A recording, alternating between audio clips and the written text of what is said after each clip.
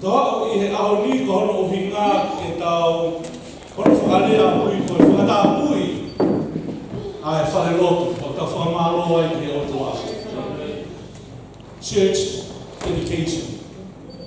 Ko e whakata pui ko koi a whainga lotu ke o tua o i kai ko ha mea na e toa mofua i he lawa e whorofora. He o peheni. O sio mai o tua o ni hanga whakaata na whahinga o tangata ke whakakato hona o whatongia pe na ngā ule rewa pe i he ni kakato o koi hona o whatongia una whakata pui e whare ko ia. Koe hanga ia ta whare a mai o tua. Hallelujah. Paka huna ko whakata pui ko ia lahi no ngahe uhinga. Ka ko whimau peke o mai ke whanongo ko i tau tolu. Kono uhinga he ko kakato ngā ue tai whai he whahinga i tangata. I kai ngata ai, koe church dedication, te koe taimu koe whakatapui ha mea mai o tua, o ke kai kua mea o whainufua. Kono wharea koe ngā ue, ta wanga mahende ake whanua murini, it is very cost. Na iai e whakamore lahi. Koe kai koe ngata pe i he uhinga koe koia ki he physical, hane koe tau sio ke paanga. Tau sio ke whare. Kana whai e whakamore ai, ai whakakau, ka ko more lahi, ka koe loto. Koe a mai te tau whare a koe whakamore. Ka ki he lotua, o whai he whahinga o tangata, ai mea o totonu. Pe mai ki vesto whola ko whio mai pera ke toki lau e koe wahe. I toi wa ura ki tu i, pe koe waha kano walu tu pe mua ka wau i ki vesto no ni ma, ka ke toki hanga e koe lau ka atoa e wahe, i he mea koe o pui koe whakata pui e whare lotu. Tuku mo ke ki lau e pehene whapalangi o pehene.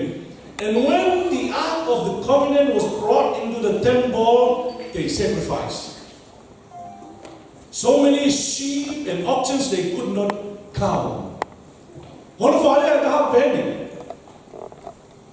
Koe taimi koe na o mai e ake COVID-19 te, ki he whare koe na langa e tangata, ka tau mai, ko taimi na e whaia e nau whilau. Na kai huinga whilau ko ia ia, i he ama koe ia o uhinga te tau whainga kai kona whakatoma ika. Tau mai na o mai ne wai monu manu, koe CP ko tui ka pau te ke lau te ke owa. Koe tau lahi ka whakapulu, na lau manu, pe lau kimu. Ko hono uhinga ka whakaukau ni koe a Solomone. Te whilau lau, he koe rea ina te vita, he kai te uawe ha mea. Kau ka wharea he ahoni, ha mea kehe peke awe ki he otua. Koe rea ka koe a Solomone, bende Solomone, kai ke toi rea ka whawhotunga, tu au ke wala. Pa ko tui te ke toki lau hifo, i ngahi mea sinu bende. Koe pulu, moe sipi, na lau manu, me lau kilu. Pero na kai ko uhinga ina whahaha e hunau hingi. Na kai ko uhinga ina koe tānaki mai mea koe koia ko hamea e whai halau kau, i kai. Kana uhinga ina peheni, with all my heart, ko ko ake ia ki e koe. Hallelujah! A Solomon e taimi na tu ai ke tutu koe koia whilau lau. Kawen, na e whai pe whilau lau. He taimi na e o mai ai e roto ngā sioha. Ko maare ia he tau kamata e ahau mi. Kai ke iwa e afu me tonu pe hea. Whawheta. Whiwa whenga ke turi e ana koe koe e ne ngu ko tui te tu. Alu pe kia ki a koki a ke ngu. Eme. He kono moni o pe hea ni ka ainga. Kuta o mai he kamata e roto ngā sahoa. Pero taimi o ta whenau lau ai pe koe hina lahe tonu. O hina dedication o pe hea ni. Koe whare o worship. Pero hana mo worship hama mono rotoronga, koe whare whai ai hu. Hua o whanomo ke asi hauka, pe hono tonu o kuiloa e whawhola, pe teni whamore more ki tau tō. Me taha mea ko maare ia i he lape koe koia dedication, pe ta osu mahi noi koe whare whakatapui. Ki he otua. Na kai ke whai Solomone ia, o peheni, ke whai eni, ke uraka ngau hatoi tuhi pehe toi ka mohi. Ni kai?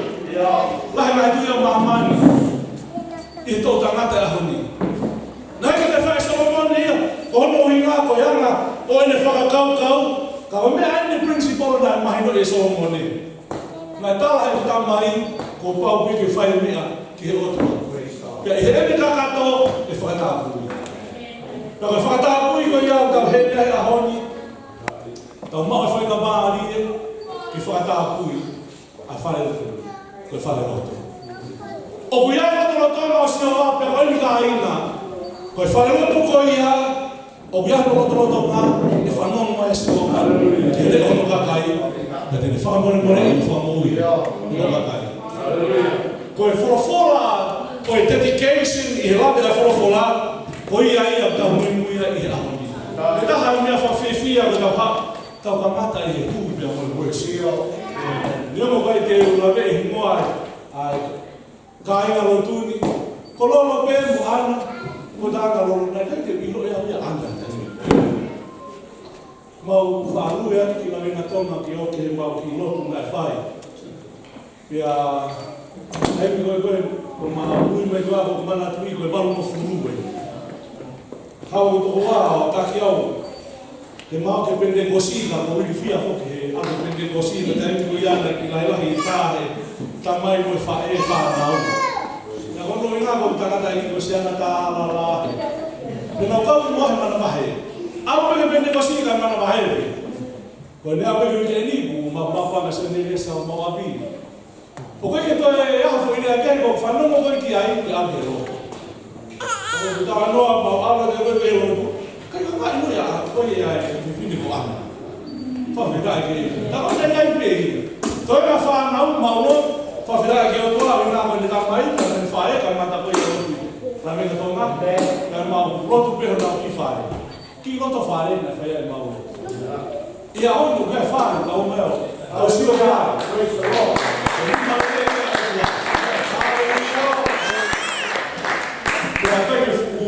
Maure nei bea koe kai na rotu ko lolo pena ma te taulaki ko foki mai me fisi o foki si au ta ko pa la me furahi ya ve Haleluya Haleluya ko fo vale la ko ha me fisi ke ya ko e tangata ko ni osu me la vena mari e mai la te o ko o si au ya he amo ba ko motu o vale la ya ba ni silani ko furahi ya o ke me no me ha no ina me furahi ba ve ya ko vale ka mas mas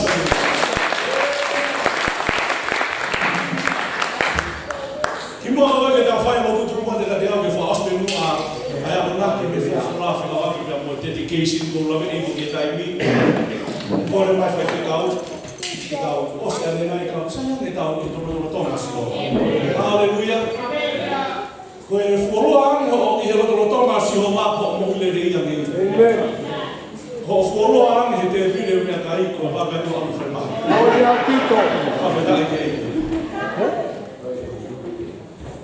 ko kore ke lau to ya laki tu iba ba no va no fica laki pe o fakata a winga na fai ai Solomon fakata mari ha paula e foga fo o ko re mari ma ga ke paula ia pe a mi da to ko fica lau mo ui sias no ka ne mi fo malo te ma mo fai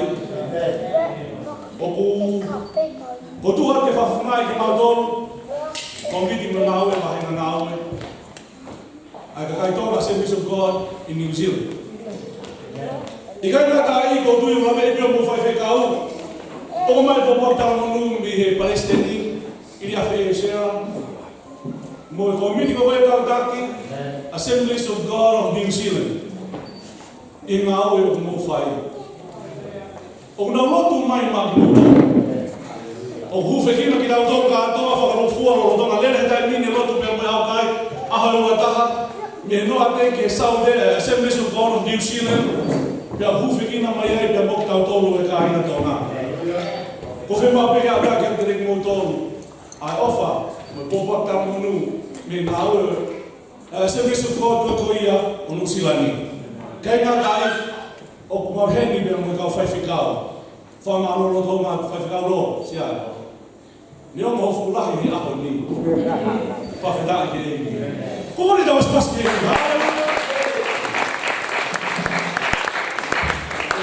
te motor e mapopo mai ke ko e lota ke hoa ke mo kai ka lotu ke ka maula ka ko ke wilo ko ke ta bugina ko e ki ma hu fikina ya mo ma tu fata pa mo motor popo ke lotu pe ha pe me mawala piki mai ai e ta ngau e fa fua ko mau tu ia ke hanga e o tua fa ma ta pa he mani kan ho e mai ta pa falangi ke te motor pe mo ngau e o fai hanga e ko ta hanga ko ta na kamata aki i e tau ka toanga o ahoni ko i mo ke ese a o tua ma fai a ki so ki fa u ya mai la mai ke no pule anga ko tui ko tai na le ai a fai kau e tau kamata a fika wa ko mo i so ne o beni ka ina ka ya vi so ne ai o tua ko ko pe ho Filipe de whakakato pe i kai. Kai kai te whakakato, God moves on. Whalaka o tua, ka koe visonte ai o tua. Pe whakakato e ta uni, pe koe tau e ta hafi ka te hopa mai. Kai kei whakakato. Kai kau tēne. Koe visonte o kai koha mea ia o ku lere ha more more. Te ke lau he whorofora, wa ue ke langa te pare koe ni. Koe rea a tangata aia ko fo idea pe. Ko whamare ia taipi o kutau ki peiti ai an i koe lao pa pramau a ke rea koe ni o pen. Koe rea a tangata, it's a hot air. Koe fo i ea pe a tāua. Ka ko taipi o whorofora asino wa ai o peni. Tala noa kai toi he pelu, koe whono asino wa pe o ne whorofora o ne puke fo i mamani koe ni. Kono winga ia ko poi a visone e whakakato me e o tua area a ni ngau. O kei whuke taimi o whaarea mai o tora te tau tolu pia. Tau o masia he whono ngāpe tau ki awhi ki tau tolu he ta whaki o māloro ai. Kai kei nue pe o tua ia me o visone. Tau te he whuki mai, kei nue pe o tua ia. Tau ke taimi te tau alwa ki whai toka, o kei nue pe o tua pa mo ne visone me tau tangata ke tau tangata. Ia homo tau tai mani i he ngau e whai e otua i he whai whekau loro siare pia peki e wake ana a mui kainga lotu koia o new revival. Hallelujah. Whawhekai kei ko inoa e si ko new revival. Amen. Assemblies of God.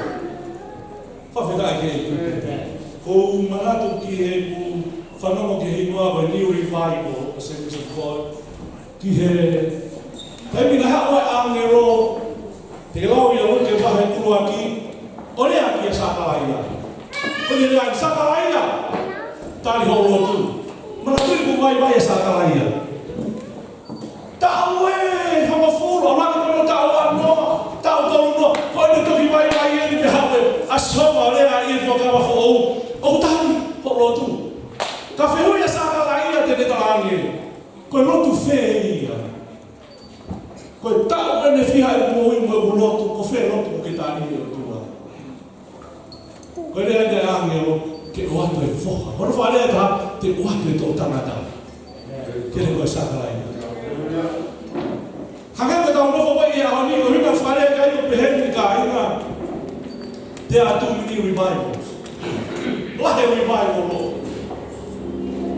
Ko osi to ya ka we o ke fai pe revival lo ya a o ma ri ala pe hi mo new revival ka ba me ta fo fe wi ya o ko fa ka ke fe ma ko fa ka fo o we haleluya ko fa ka ke fe ma fa ka ke no ya ho ni ko fa ka ke fe ma o ka ho mo fu ko ya ko na ki wi ko si ko ta ha wa ko na ki ko ya ko ya ho ni haleluya.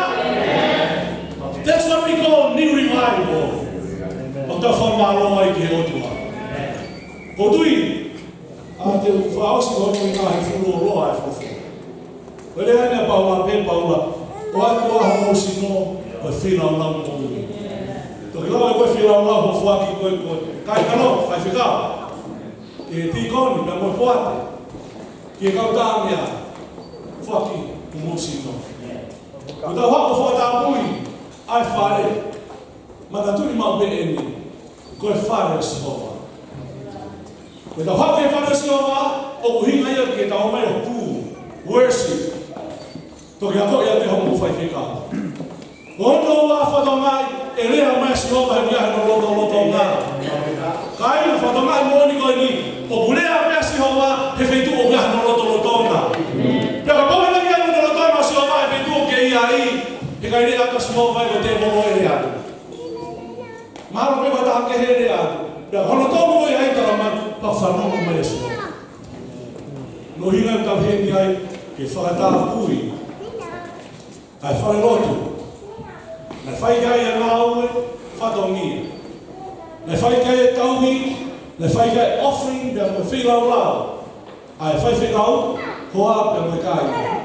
Kono i ngā koe hisone na e oange kia te ia. I he wafau si su karaisa. Ka mo whamana rua nere te tau tōru kau whai whilau. Koe hisone ai o tua, na e oatu. O kei pa hisone a mana. Lai au pita tau mahi excuse o pe, o kai te unanga e au. Fuwhai na taa kia te au. Mahalo pe koe visone kia tō tangata. O kai whawhalala visone o tua ia ia taha. Ka pau o mai pe ne visone ka ki reka, e ki whakakato pe e o tua. Ka pau o ame kia tangata e ki hamena apuame ki ai, ta ue wa ue ne loto vai vai, pe tu krea mai a Sihova, e ki whakakato pe e o tua. Ka eni, o na ke keep up, e mea wata o tua kia te kua. He hanga o wafa hawa e mata pāo he wani, ka ni wai mai tā pua ki whanani.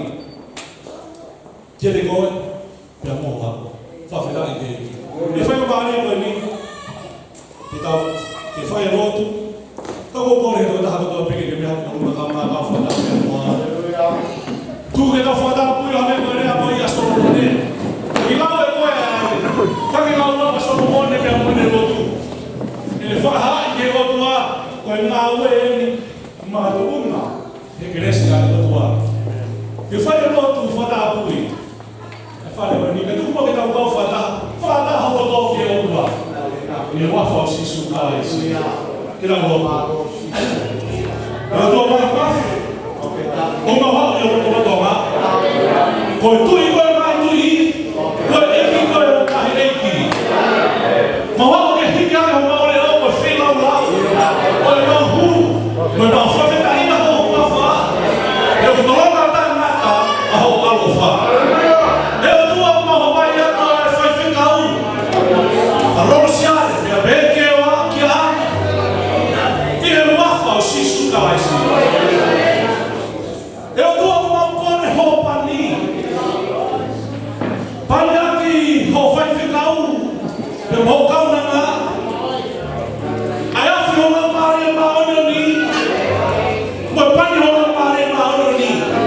Me hola unu, jona afu vai.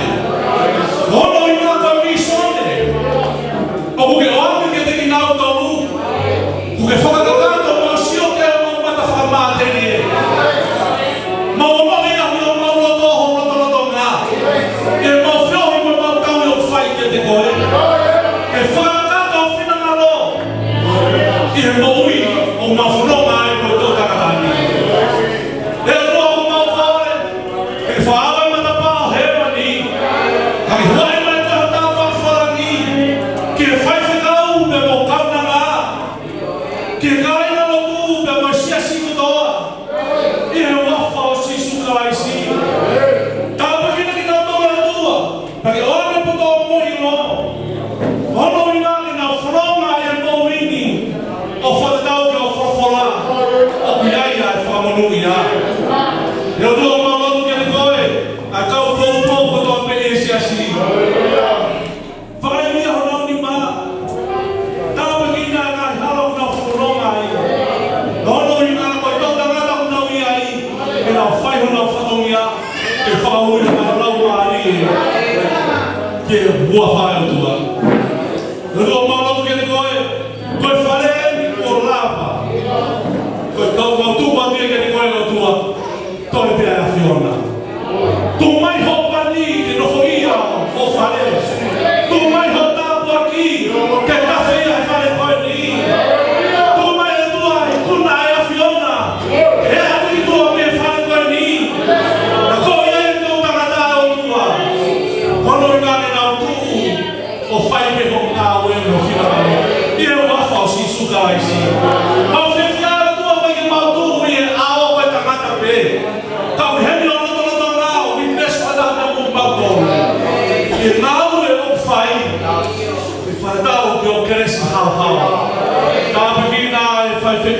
tua pe mo kare malo ki. Ta me ki na ko mo fare ko ni. Ta ha to pe hu ki fare lo tua tu me ne o lo to ka fiona. Fa mo ya na no pa ni e o wa fa si su kai si. Adua e filho mo ha ke wa ka ni a la ngani. Ai fa malo ke o do na pe ia. I wa fa su kai sto ao. Agora mal famoso. Amen. Amen.